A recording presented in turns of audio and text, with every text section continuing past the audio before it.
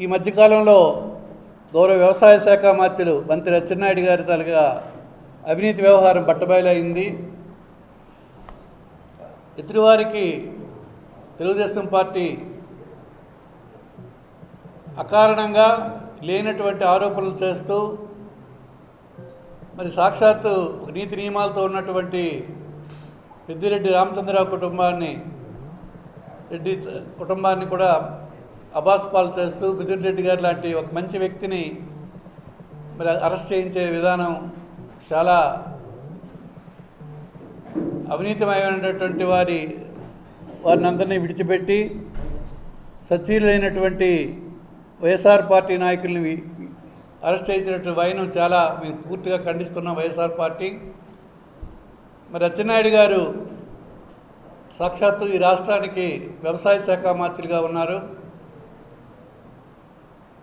రైతు ప్రధానమైనటువంటి వృత్తితో 63% జనాభా రైతు కూలీ రైతు ఆధారిత పరిశ్రమలతో ఉన్న జనాభాకు అత్యంత ప్రాధాన్యత కలిగినటువంటి శాఖలో ఆయన మంత్రిగా ఉంటూ మరి అవినీతికి ఆగ్రో జీఎం రాజమోహన్ గారిపై కక్షగట్టి వ్యవసాయ యంత్ర పరికరాల తయారీదారులతో మధ్యవర్తం చేయాలని మంత్రి ఫేసి నుంచి తీవ్రమైనటువంటి ఒత్తిడి వచ్చిన సందర్భం ఇవాళ మీకు తెలియజేస్తున్నాను.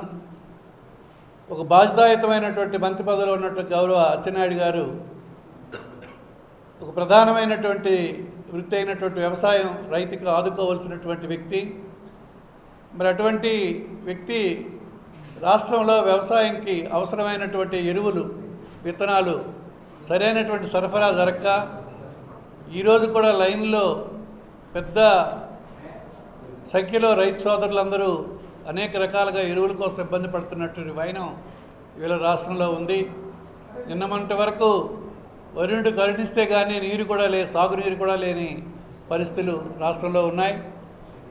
మరి ఇటువంటి పరిస్థితులన్నీ ఆయన అధ్యయనం చేయడం మాని మరి యంత్ర పరికరాల మీద మధ్యవర్తిత్వం చేసి జీఎం రాజమోహన్ గారిపై ఒత్తిడిచ్చి అగ్రో జీఎం పైన మరి తనకు వ్యక్తిగతంగా వాళ్ళకి లాభం చేకూరే విధంగా వారికి పరికరాల కొనుగోలుపై మరి మధ్యవర్తిత్వం చేయమని చెప్పి జీఎం గారికి ఆదేశించిన మీదట ఆయన దాన్ని సున్నితంగా తిరస్కరించి సెలవుపై ఆయన వెళ్ళిపోయినటువంటి వైనం ఇవాళ అతని తాలూకా అవినీతికి అద్దం పడుతుంది. మరి అతని పైన ఉన్నటువంటి ఆరోపణలు నిజాయితీతో ఆయన మంత్రి గారు ఆయనే వెరిఫై ఒక కమిటీ వేసుకొని తన సత్యలతను తెలియజేయమని చెప్పి మేము కోరుతున్నాం. మేము ఏదంటే వైఎస్ఆర్ పార్టీ మాకు ఇలా ఆరోపణలు చేస్తుంటుంది, నిత్యం మాపై బురదల్లే కార్యక్రమే వాళ్ళదని చెప్పి మాట్లాడుతుంటారు. మరి ఈవేళ జీఎం రాజమోహన్ గారి ట్రాన్స్ఫర్ వెనక ఎటువంటి కారణాలు ఉన్నాయో గౌరవ మంత్రి గారు తెలియజేయాలని కోరుతున్నాం. నెల్లూరుకి ఆగమేఘాల మీద నెల్లూరుకి ఆయన బదిలీ చేయడం జరిగింది. మరి ఇవన్నీ రైతులకి ప్రయోజనం కలిగించే వ్యవసాయ శాఖ మంత్రుల తాలూకా విధి విధానాలని నేను అడుగుతున్నాను.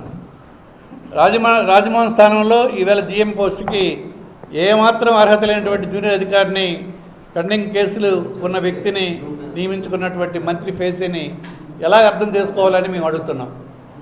ఒక బాధ్యతాయుతమైనటువంటి ఒక ప్రధానమైనటువంటి వ్యవసాయ శాఖకి ఒక సమర్థుడైనటువంటి అధికారి ఉండవలసిన స్థానంలో ఉన్న అధికారిని బదిలీ చేసి మరి అర్హత లేనటువంటి ఒక వ్యక్తిని తన ఫేజీలోంచి ఆయన్ని పెండింగ్ కేసులు కూడా ఉన్నటువంటి వ్యక్తిని ఈవేళ నియమించినటువంటి వైనాన్ని ఎలా చూడాలని మేము అడుగుతున్నాం.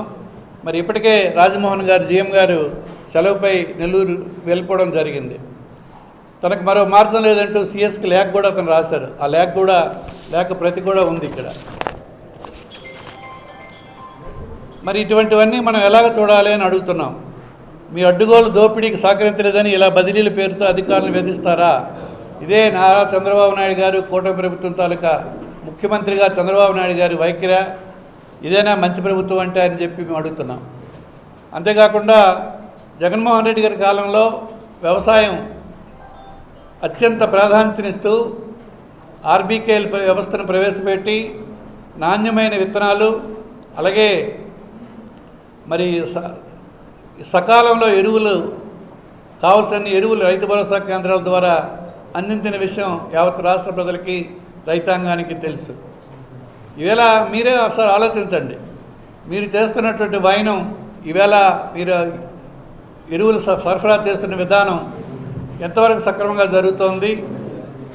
మరి గత ప్రభుత్వంలో జగన్మోహన్ రెడ్డి గారి ప్రభుత్వంలో ఏ రకంగా జరిగిందన్న దానికి మీరే వ్యత్యాసాన్ని మీరే నిర్ణయించుకోవాలని మీ ఇష్టానికైనా అది విడిచిపెడుతున్నాం. ఇలా అదే కాకుండా పంటల బీమా, మరి వ్యవసాయం అంది కేవలం ప్రకృతి మీద ఆధారపడినటువంటి ప్రధానమైనటువంటి వ్యవసాయ విధానం ఉంటుంది. మరి ప్రకృతి వైపరీత్యాల వలన మరి అకాల వర్షాలు కానీ, మరి పెద్ద ఎత్తున తుఫాన్లు గాలివానలు కానీ, మరి చీడపీడలతో తెగుళ్ళు కానీ, మరి ఇటువంటి నీరు అందక కానీ భారీగా నష్టపోయే పరిస్థితులు ఉంటాయి. అటువంటప్పుడు పంటల బీమా ఉంటే ప్రభుత్వం ద్వారా ఆ రైతాంగాన్ని ఆదుకునే పరిస్థితి ప్రభుత్వానికి బాధ్యత ఉంది. మరి ఈవేళ ఉన్న పంటల బీమా పథకాన్ని మీరు ఎత్తివేసి రైతుకి ఏ రకంగా మీరు ఆదుకోవాలని నిర్ణయించారో తెలియాలి. ఈ మధ్యకాలంలో నారుమల్లి కూడా ఎండిపోయి ఉడిచిన మొదట ఉడుపులోనే మొనలు ఎండిపోయి పంట పాడైపోయినటువంటి పరిస్థితి. మరి రైతు అన్నది చాలా కష్టమైనటువంటి వృత్తి వ్యవసాయం. ఒక పంట ఉదాహరణకి మొన్న కడప ప్రాంతంలో, రాయలసీమ ప్రాంతంలో అరటి తోటలు భారీగా నష్టపోయాయి.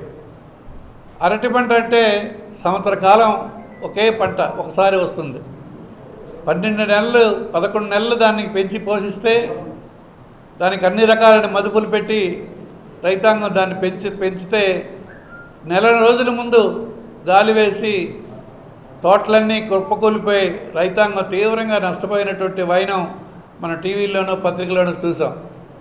దాన్ని గౌరవ ప్రతిపక్ష నాయకులు జగన్మోహన్ రెడ్డి గారు కూడా దాన్ని మరి రైతాంగాన్ని ఆదుకోవటం, మాకు ప్రభుత్వం అవకాశం ఇస్తే మేము పరిపాలించే అవకాశం వచ్చినప్పుడు ఖచ్చితంగా ఆ నష్టపోయిన రైతాంగాన్ని కూడా ఆదుకుంటామని చెప్పినటువంటి విధానం. మరి మీరు దాని గురించి కనీస స్పందన లేదు. మిర్చి పంట ఒకప్పుడున్న రేటుకి ఇప్పుడు ఇచ్చిన పంట అందిన తర్వాత మీరు ఇచ్చిన ఇప్పుడున్నటువంటి రేటుకి చాలా వ్యత్యాసం ఉంది. అలాగే ధాన్యం కొనుగోలు సకాలంలో మీరు కొనలేక మరి ఆనాడు పండిన పంటని తక్కువ రేట్లకే అమ్ముకునే పరిస్థితి, మరి దయనీయమైనటువంటి పరిస్థితి మనం చూసాం. మరి మామిడి పంట తీసుకుంటే చిత్తూరు ప్రాంతంలో పెద్ద ఎత్తున మామిడి రైతులు ఆందోళన చేసి కేజీ 4 రూపాయలకే అమ్మవలసినటువంటి దయనీయమైన పరిస్థితి. అది గిట్టుబాటు కాదని చెప్పి రైతాంగం రోడ్లపైనే లోడులతో, లారీలతో, ట్రాక్టర్లతో తెచ్చి రోడ్లపైన వచ్చినటువంటి వైనం కూడా మీరు చూశారు. మరి రైతుని ఏ రకంగా మీరు ఆదుకోవాలనుకుంటున్నారు? రైతు మాకు చాలా ప్రధానమైన వ్యక్తి, వ్యవసాయం మాకు చాలా ముఖ్యమని చెప్పినటువంటి మీరు ఎన్నికల ముందు చెప్పిన దానికి ఇప్పుడు జరుగుతున్న దానికి ఎక్కడైనా తారతమ్యం ఉందా అని నేను అడుగుతున్నాను. ప్రభుత్వం తాలూకు బాధ్యత ఏంటి? మిమ్మల్ని నమ్ముకున్నటువంటి రైతాంగానికి మీరు ఇస్తున్నటువంటి హామీలు, మీరు ఆదుకున్నటువంటి విధానాలు ఏ రకంగా మేలు చేస్తాయో చెప్పండి. సంవత్సరం 2 నెలల కాలం అయింది. రైతు భరోసా కొద్దిమందికి మాత్రమే అందినటువంటి వైనం. ఎన్నికల ముందు 20,000 రైతు భరోసా అందిస్తామని చెప్పిన మీరు మొన్నటి వరకు రైతు భరోసా ఇచ్చిందే లేదు. ఈవేళ ఇచ్చినా కొంతమంది కోత పెట్టి, కొంతమంది తగ్గి మీరు చెప్పిన దానికంటే తక్కువగా రైతాంగానికి ఇచ్చినటువంటి వైనం మొన్ననే. మరి సుమారు సంవత్సరం 2 నెలల కాలంలో మీరు రైతాంగానికి ఏ రకంగా సహాయం చేయలేకపోయినారు? ఎరువుల కోసం చాలా ఇబ్బందులు పడుతున్నటువంటి వైనం ఈవేళ జిల్లాలోనూ రాష్ట్రంలోనూ చూస్తున్నాం. మరి మీకు ఒక విధానం అంటూ ఏమి లేదా? మరి ఇప్పటికి కూడా ఇంకా తెలుగుదేశం నాయకుల తాలూకా కనుసన్నల్లోనే ఎరువుల పంపిణీ సరఫరా జరుగుతోంది. గౌరవ కలెక్టర్ గారికి కూడా మేము విన్నవించుకున్నాం రైతుల తరఫున. మరి నీరు మీ ప్రాంతానికే తప్ప ఇతర ప్రాంతానికి లేకుండా లిఫ్టిగేషన్స్ కూడా ఆపేసే పరిస్థితి మేము చూసాం గతంలో. మరి ఇవన్నిటికీ మీరు సమాధానం ఏం చెప్పబోతున్నారు? దయచేసి రాష్ట్రంలో ఉన్న రైతాంగాన్ని అన్ని విధాలా ఆదుకోవాలని, మీరు అవినీతి మార్గాలు ఎన్నుకొని మీకు ప్రయోజనం చేకూరే విధంగా మీరు చేసే కార్యక్రమాలు చెప్పండి. ఇప్పటికైనా రైతాంగాన్ని సకాలంలో ఎరువులు అందించి విత్తనాలు అందించి రైతు అన్నది వ్యవసాయం అన్నది అదును పదును. సకాలంలో మీరు ఎరువులైనా విత్తనాలైనా పంటకు అందించి మరి సకాలంలో పండిన పంటకి మద్దతు ధర ప్రకటించి కొనుగోలు చేయడం లాంటివి చేస్తేనే రైతుకు ప్రయోజనం. మరి 6 కాలం కష్టపడిన రైతన్నుల కోసం మీరు ఆలోచించాలని ముఖ్యమంత్రి చంద్రబాబు నాయుడు గారికి తెలుగుదేశం పార్టీకి మేము విన్నవించుకుంటున్నాం. మీరు ఈ యాంత్రిక తంత్రాలు మరి ఈవేళ చేస్తున్నటువంటి అచ్చెన్నాయుడు గారి ఫేసీలో జరిగినటువంటి వైనం చాలా జుగుప్సాకరం. మరి లేని వ్యక్తులు మా నాయకుల పట్ల మరి మద్యం కుంభకోణం ఉంది అని చెప్పి లేని ఎన్నెన్నో రకాలైన విచారణలు చేస్తున్నారు. ఇప్పటికి ఏ తప్పు మీరు పట్టుకోలేకపోయినారు, జైల్లో పెట్టారు. అది ఎంతవరకు సముచితం అని చెప్పి మిమ్మల్ని అడుగుతున్నాను నేను. మరి ఇలా చేస్తే నెక్స్ట్ మీరందరూ కూడా ఇటువంటివి అనుభవించవలసి వస్తుంది. ఇప్పటికైనా మీరు చేసేటటువంటి తప్పుడు విధానాలు ఆపండి. ఎన్నికల ఫలితాలు వచ్చిన మొదటి రోజు నుంచే మీరు అన్ని రకాలుగా వైఎస్ఆర్ పార్టీ శ్రేణుల్ని నాయకుల్ని అనేక రకాలుగా ఇబ్బందులు పెడుతున్నటువంటి వైనం. సాక్షాత్తు కాకాని గోవర్ధన్ రెడ్డి వ్యవసాయ శాఖ మంత్రులు ఎంతో సమర్థవంతంగా తన శాఖను పరిపాలించినటువంటి నాయకుడిని లేనిపోయిన ఆరోపణలు పెట్టి ఆయన్ని జైల్లో పెట్టినంత వరకు జైల్లో ఆయన ఉంచారు. మరి ఆయన్ని విడుదల చేయమని కోర్టు కూడా విడుదల చేయమని ఆర్డర్ ఇవ్వడం జరిగింది. మీరు పెడితే జైల్లో పెట్టినంతే భయపడి మరి మీరు చేసిన అవకతవక పనులకి అవినీతికి మేము కట్టుబడి తలొగ్గుతామంది మీరు మర్చిపోయండి. ఖచ్చితంగా మీలో ఉన్న తప్పుల్ని మేము ప్రశ్నిస్తాం. వైఎస్ఆర్ పార్టీ ఒక బాధ్యతాయుతమైనటువంటి ప్రతిపక్షంగా మా నాయకుడు జగన్మోహన్ రెడ్డి గారి నాయకత్వంలో మేము పనిచేయడం జరుగుతుంది. మీరు ఏ విధమైనటువంటి కక్షాదింపులు చేసినా, జైల్లో పెట్టినా, కేసులు పెట్టినా మేము ప్రజల తరఫున ప్రజాపక్షంగా వైఎస్ఆర్ పార్టీ అనిత్యం పోరాడుతుందని చెప్పి మిమ్మల్ని తెలియజేసుకుంటూ మరి మీ పట్ల వచ్చినటువంటి ఈ యంత్రాలలో ఉన్నటువంటి మరి లాలూచిని మీరే దాని మీద కమిటీ వేసి విచారణ చేయండి.